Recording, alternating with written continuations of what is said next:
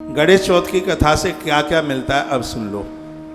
आप जो गणेश जी की पूजा करते हैं या गणेश चतुर्थी की कथा सुनते हैं, सीता माई ने गणेश चौथ की कथा सुनी, लव कुश को जन्म दिया। माता पार्वती ने संपूर्ण गणेश चौथ की कथा सुनी है विवाह से पहले। बताते हैं 2 बार मैया ने गणेश चौथ की कथा सुनी। माता पार्वती ने विवाह से पहले सुनी, जो कि उनके पिताजी हिमाचल ने सुनाई, और विवाह के बाद में सुनी वो साक्षात भगवान गणेश ने माता पार्वती को गणेश चतुर्थी की कथा सुनाई। दोनों का प्रमाण मिलता है, ग्रंथों में दोनों बातों को वर्णित किया गया है। तो ऐसी गणेश चौथ की कथा जो संपूर्ण समस्याओं का समाधान कर देती है, लोगों को आनंद में भर देती है। तो क्या क्या मिलता है गणेश चौथ की कथा से, तो उसका महात्म्य बताया जा रहा है। सुन लीजिए। कहा गया अपुत्रो लभते पुत्रम धनहीनो मह धनम। जिनको संतान नहीं है, भगवान गणेश जी की कृपा से उन्हें औलाद मिल जाती है, उन्हें संतान मिल जाती है। किसी को बेटी ही बेटी है और कोई गणेश जी की पूजा करे तो स्वयं गणेश ही किसी न किसी प्रकार से उनके पुत्र बन करके आ जाते हैं। ऐसा इसी ग्रंथ में लिखा हुआ है। जिसको पुत्र नहीं है उसे वो पुत्र दे देते हैं। धनहीनो महाधनम। जिनको धन नहीं है, व्यापार नहीं है, काम धाम नहीं है, भगवान गणेश जी उन्हें काम दे देते हैं, उन्हें धन दे देते हैं, उन्हें पैसा दे देते हैं। उनकी बड़ी कृपा है। शत्रु जयत संग्राम पातम गणनायकम। गणेश जी का स्मरण करने से शत्रु को जीत लिया जाता है, दुश्मन को जीत लिया जाता है। जहाँ बेटा और बहू माता पिता से रूठ कर दूसरे देश में चले गए हैं, वापस नहीं आते, गणेश चौथ की कथा सुनने से बेटा बहू वापस आ जाते हैं। पति रूठ करके चला गया है, बात करता नहीं है, जो नारी गणेश चौथ का व्रत करती है उसका पति उसके पास आ जाता है। पत्नी सबको छोड़ छाड़ कर पियर चली गई है, बच्चों का जन्म हुआ था, बच्चों को भी लेकर के चली गई है, बहुत बड़ी मुसीबत है। इसके लिए भी जो पुरुष हर बुधवार का व्रत करता हुआ गणेश चौथ की कथा सुनता है तो उसकी पत्नी अवश्य में उसके पास चल करके आ जाती है।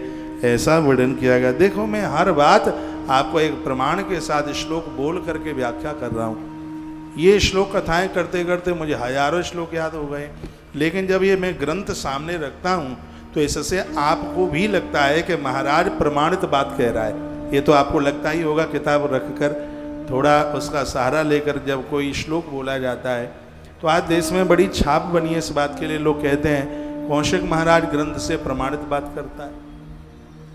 तू करके तो मैं बोल रहा हूँ, आप तो आप करके बोलते हैं। तो ये मुझे आके बोलते हैं महाराज जी आपकी एक शैली बड़ी अच्छी लगती है, बढ़िया लगती है। आप अध्याय का नाम बताते हैं, ग्रंथ का नाम बताते हैं, श्लोकों की संख्या बताते हैं। मैंने पूज्य कृपालू जी महाराज को सुना है। उतना टाइम तो होता नहीं था, लेकिन विद्यार्थी काल था। ये गुण उनसे मुझे मिला है। बड़े अच्छे वक्ता रहे जिन्होंने प्रेम मंदिर बनाया। लाडली जी का कीर्ति कुमारी का मंदिर उनके द्वारा बना। ऐसे महापुरुष की बात कर रहा हूँ। इतना बड़ा विद्वान, इतना बड़ा महापुरुष, चाहे वो वेद की वेदांग की बात करते थे, वो अध्याय श्लोक नंबर सब कुछ बता करके बात करते। ये प्रेरणा उनसे हमने सीखी है। इसलिए हम भी बिना प्रमाण के कोई बात करते नहीं है। जो भी व्यासपीठ से कहा जाएगा, कहीं भी बोला जाएगा, वही बात कही जाएगी।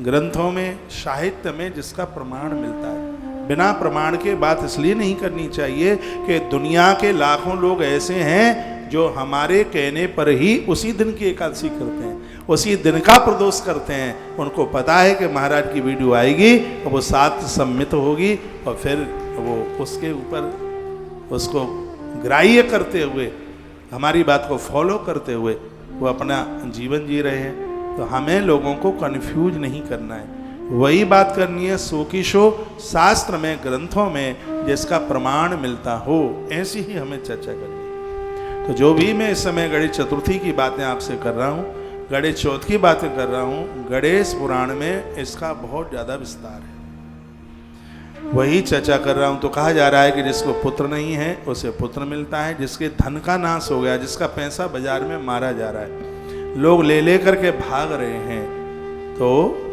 गणेश चतुर्थी का व्रत ये बड़ा ज़्यादा प्रभावशाली है। और एक बात और कही है, जिसको संतान नहीं हुई है, जिसने और के बच्चों को दत्तक पुत्र के रूप में लिया है या दत्तक बेटी के रूप में, हमारी देशी भाषा में जिसको गोद लिया हुआ बच्चा कहते हैं, ऐसे स्त्री पुरुष को गणेश चतुर्थी का व्रत जरूर करना चाहिए। क्यों करना चाहिए मुझे नहीं पता, लेकिन करना चाहिए ये ग्रंथ कहता है। जब ग्रंथ कहता है करना चाहिए तो करना चाहिए। आखिर में कोई तो बात रही होगी। जब महापुरुष ने वर्णन किया, भगवान व्यास ने वर्णन किया, ज़्यादा तरह से एक ऐसा होता है जब गोद रूप बच्चों को लिया जाता है, जब बच्चे बड़े होते हैं, जब उनको ये पता लगता है कि ये हमारी मम्मी नहीं है, ये हमारा पिता नहीं है, तो बच्चों के अंदर उन माता पिता के प्रति अश्रद्धा होती है, वो श्रद्धा नहीं रहती। वो माता पिता सेवा करते जरूर हैं, बच्चे को पालते जरूर हैं, लेकिन अंदर से एक बात जरूर आती है कि यदि हमारे पेट से जन्मे होते तो ये बच्चे कुछ और ही होते। तो भगवान गणेश की कृपा से तो उन बच्चों को तो ये न लगे कि दूसरे माता पिता हैं, और माता पिता को ये न लगे कि दूसरे का बच्चा है। इससे बचने के लिए गणेश चौथ का व्रत जरूर करना चाहिए, अवश्य में करना चाहिए। बात समझ में आ रही है? कैसी तालियां बजा रहे हो? तो भगवान गणेश जी की जो कथा है वो बड़ा आनंद कर देने वाली है। मुद्गल पुराण में बहुत इसका मातम्य भरा है। गणेश पुराण में तो एक वरदान के रूप में कथा साबित हुई है। कलयुग में शीघ्र ही प्रसन्न होने वाले दोनों देवता हैं। कालिका पुराण में वर्णन है, एक है माता भगवती जगदम्बा दुर्गा और दूसरी है भगवान गणेश। ये कलयुग में सिद्ध देव है, इसलिए कहा गया है कलऊ चंडी विनायकऊ। ये कलयुग में दोनों सिद्ध है, बहुत जल्दी ये फल दे देते हैं, देरी नहीं होने देते। ये वर्णन है, वही मैं आपको निवेदन कर रहा हूँ और आप सुन रहे हैं, ठीक से सुन रहे हैं, इसलिए आपको धन्यवाद है। आइए आगे कुछ बातें बता रहा हूँ। आपके मंदिर में गणेश का होना जरूरी है, नहीं है तो हमसे ले जाइए। मंदिर में गणेश जी को जरूर रखिए, दुर्गा जी को रखिए, सूर्य भगवान को रखिए, सालराम भगवान को रखिए और भगवान महादेव को रखिए। इसको कहते हैं पंचदेव उपासना, पंचदेव पूजा। गणेश जी की पूजा करोगे तो जल में सुरक्षित रहोगे, महादेव की पूजा करोगे तो थल में धरती पर सुरक्षित रहोगे, नारायण की पूजा करोगे तो आकाश में सुरक्षित रहोगे। हवा वायुयान में बैठते तो कभी तो डर लगता है कहीं क्रॉस ना हो जाए, कहीं नीचे ना गिर जाए, सो दम ही निकल जाए। तो उस समय हमारी रक्षा भगवान नारायण करते हैं। अंबर आकाश में रक्षा करने वाले हैं नारायण। पेड़ ना टूटे, दीवाले ना टूटे, इससे हमारी रक्षा भगवान सूर्यदेव करते हैं।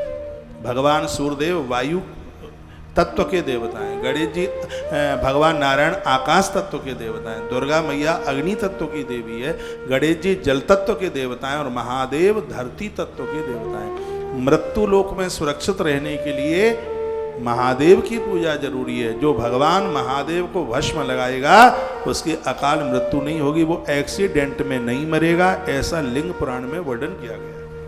भगवान शंकर को जो भस्म चढ़ाएगा एक्सीडेंट नहीं होगा, उसका हो भी जाएगा तो वो सुरक्षित होगा, उसका बाल बांका नहीं होगा। भगवान महादेव के ऊपर भस्म, क्योंकि भस्म में धरती का तत्व देखा जाता है, क्योंकि पेड़ धरती से पैदा हुआ है, पेड़ जला करके। समी की भस्म भगवान महादेव को बहुत प्रिय है, बेल पत्र की भस्म भगवान शंकर को अति प्रिय है, बहुत ही ज़्यादा। ये दो पेड़ मैं आपको बता रहा हूँ, एक है बेलपत्र की भस्म और एक है समी की भस्म, और गौ माता के कंडे उपले जलाकर भस्म बनाई गई है, ये भगवान शंकर को बहुत